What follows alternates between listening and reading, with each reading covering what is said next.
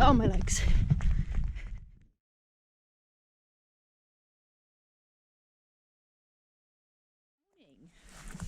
We're about to run a marathon. We're 100% prepared. Have you locked the car?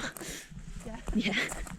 Okay. So. We're not going to be doing this at like a crazy pace or anything. So we're going to walk the first mile, I think, and just pick up our pace gradually from there, and maybe like do little segments where we walk and little segments of running. So we'll see how it goes. Catch you a little bit further up the trail. Look at all those birds. Oh, gorgeous. Look at that. What a place. That actually is really nice, isn't it? It is pretty beautiful, actually. I've forgotten. In a weird kind of way. Yeah, like it's not dramatic in any way. It's just very gentle, but it's just peaceful and calm.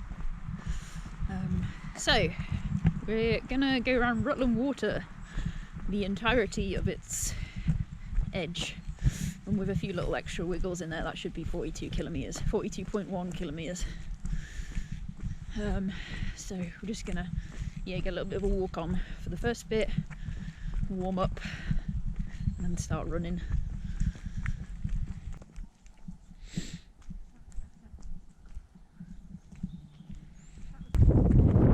Yay, we're running. We're gonna run for a couple of miles, and then I think we're gonna slow to a walk for a mile. Just gonna take it really easy and not push it. Although we are going a little bit too fast, by the way. Slow down. I realised I forgot to introduce what the hell we're doing, running a marathon round Rutland Water with no real training. Ruth is signed up for the London Marathon, but obviously it's a virtual one this year, and I'm the moral support slash pacer, and we're still going too fast. Slow down. So that's what we're doing. That's why we're doing this.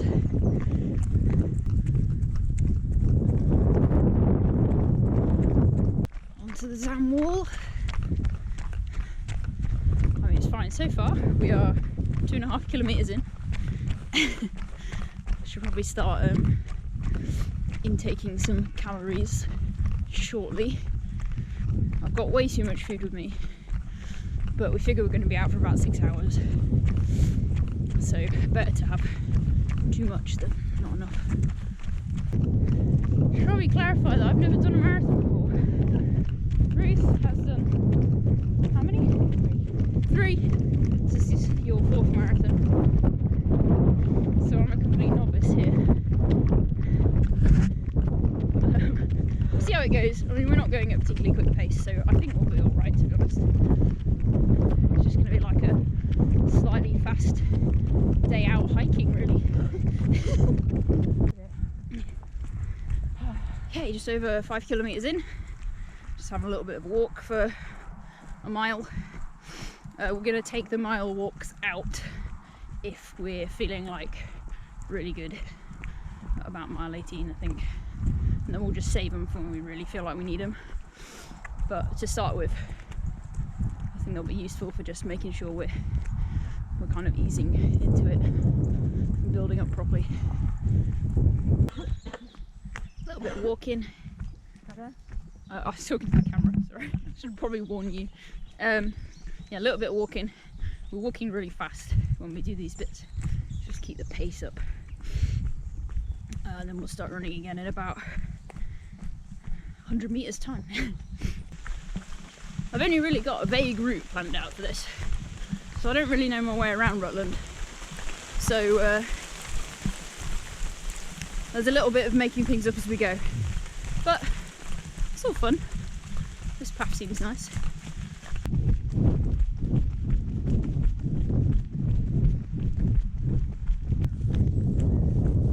There's the mists across Rutland Water. Is that on you or me? It's on me. Yeah, I'm not like shoving the camera in your face. I was looking at it thinking, is that my face? No, it's not. We want to go down this road here. Just having a little walk break. These walking breaks are making all the difference, I think. way to go. Definitely. If you want to run stupid distances, that's the way to do it. So we'll probably find towards the end that we don't really need to do these. We can just go speedy for the last bit.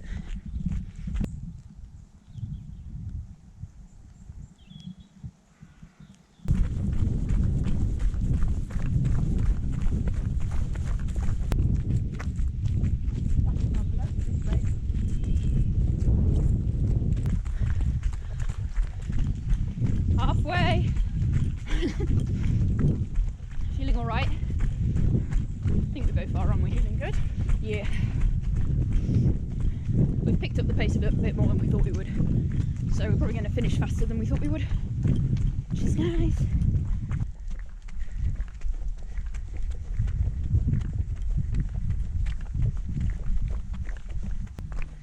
Okay, 26.5 kilometres in. This is the furthest I have ever travelled on my feet in one go. Feeling alright. I think we're going to reduce the amount of time that we're spending walking because we're both feeling pretty good. That's the plan. 30 kilometres. Legs are definitely feeling it now. Physically, like energy wise, it's all good. But yeah, legs are definitely starting to feel a bit tight. It's alright though. About 12 kilometres left. 10k left. Not far.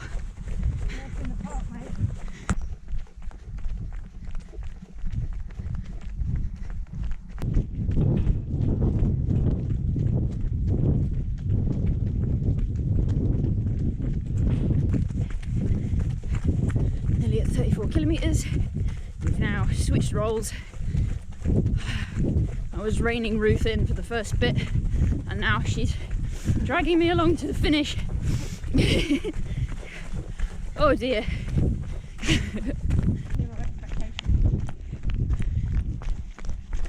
Okay, 5k left. One park run. 2 kilometres left. I have just been eating sweets for the last 3 kilometres. Oh dear. I think we've had to add an extra little bit on because part of the route that I'd been planning wasn't available. So we've had to kind of do a lap and a bit, and we're going to turn back shortly and kind of do the last mile back along the path and then walk it into the car park.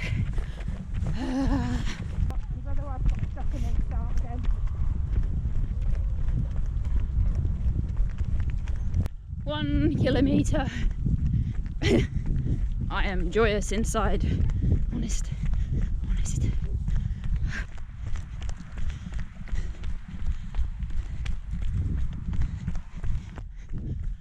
Last bit. Ruth sprinting off ahead of me. Try and catch her.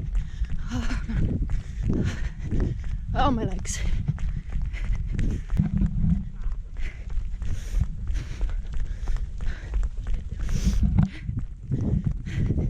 Okay, my watch says marathon. What does yours say? Yeah. Done. First marathon. We did not walk for that last section at all. Pretty much decided that if I started walking, I probably wouldn't be able to start running again. Oh man.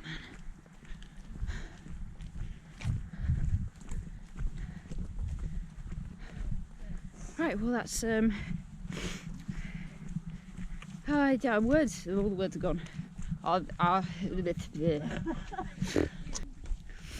Okay, alive.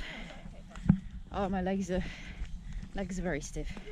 My hip, right hip, it's very stiff. But yeah, I mean, other than that, energy wise, I don't particularly feel very depleted, but we weren't running mega fast. So for a marathon that neither of us have actually trained for, It's pretty decent. pretty good really. The And walking there was helped. quite a lot of uphill as well. Yeah, there was quite a few hilly bits, more than we were expecting. Well, my words have gone again. What was I going to say? No idea. I've no idea. Yeah, the walking helped loads. Just to help, like, I suppose, get the joints mobilised, and so the rest of the endeavour wasn't such a complete shock to the system. I think. This was a really good location to pick. We've seen a lot of other people doing the virtual London Marathon as we've been going around. Loads of people. So it's obviously a lot of people have decided this was the perfect spot for it. And yeah, very good. Very good place to run.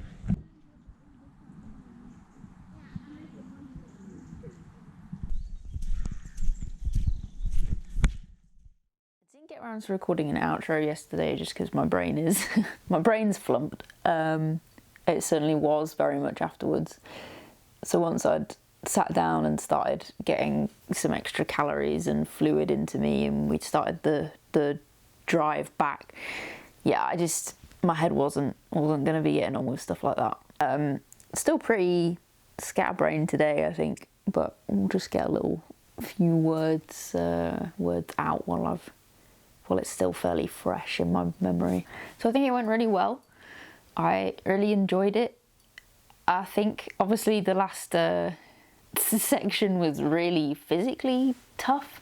Mentally it only started to get tough in the last 2 miles, I think. I definitely had a sense of just it needs to be over now. But that didn't really kick in until right at the very end, which was interesting.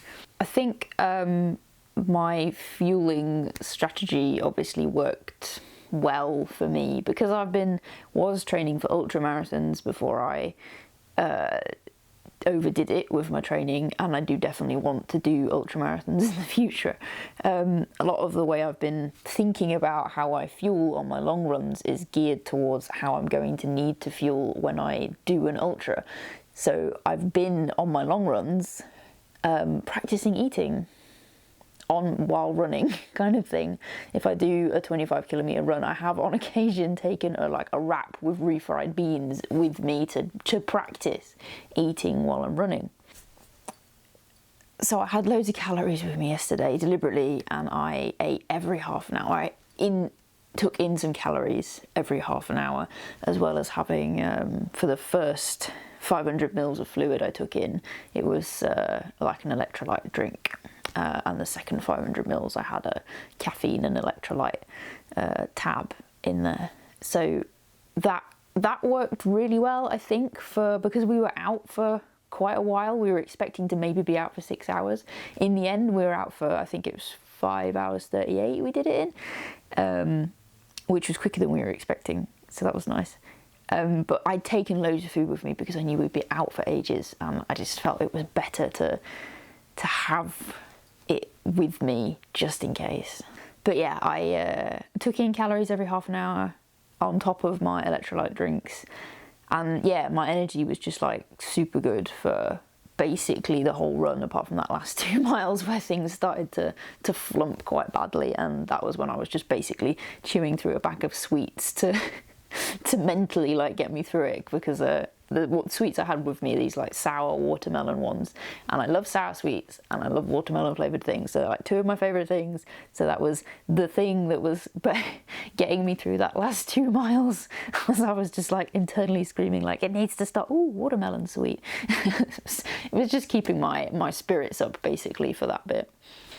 But yeah, I think it went really well. The route was nice. Around Rutland Water is really pretty, and it's not too hilly. It's got some hills, which wasn't super ideal, but we weren't going to find a completely flat course without finding somewhere that was quite boring. So Rutland was a good pick. It was really just a really good experience. It was really nice running it with Ruth. We just basically chatted and ate snacks most of the way around.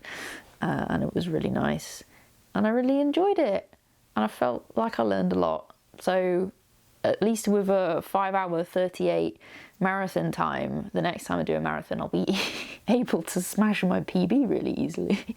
So there's another positive. But yeah, good experience. I enjoyed it a lot. And thank you for joining me on it. Okay, I'll catch you next time.